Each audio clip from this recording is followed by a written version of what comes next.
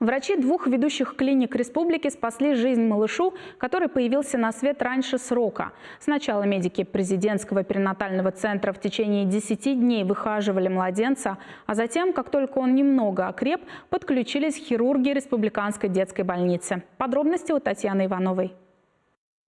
Врачи президентского перинатального центра ежегодно выхаживают более 500 малышей. 80% из них недоношенные. Каждого младенца помещают в кювез и растят до срока, когда он сможет жить самостоятельно, без оборудования жизнеобеспечения. Если слабенький ребенок родился в одном из районов республики, то его обязательно перевозят в ведущую акушерскую клинику Чувашии. Ежегодно по линии санавиации в перинатальный центр доставляется также около 200 детей. Они доставляются из акушерских стационаров в наше отделение реанимации интенсивной терапии новорожденных. В некоторых случаях требуется проведение, в том числе хирургических вмешательств. Этот малыш появился на свет 10 дней назад, и ему потребовалась срочная операция на сердце. Врачебный консилиум принял решение транспортировать его в республиканскую детскую больницу. Он родился на 27-28 неделе гестации с массой тела 700 грамм, совсем маленький.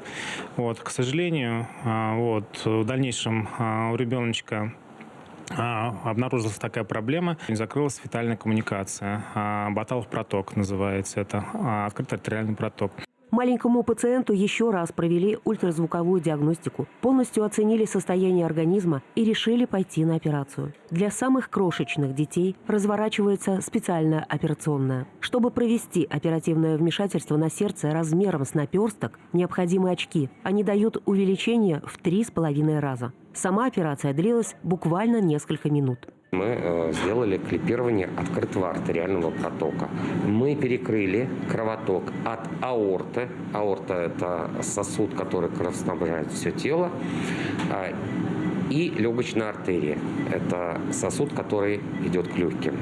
Это патологический кровоток мы перекрыли, и мы надеемся, что это очень сильно поможет ребенку выжить. Ежегодно в республиканской детской больнице проводится от 5 до 8 подобных операций на протяжении уже 10 лет. Татьяна Иванова, Юрий Стифанов, Вести Чебоксары.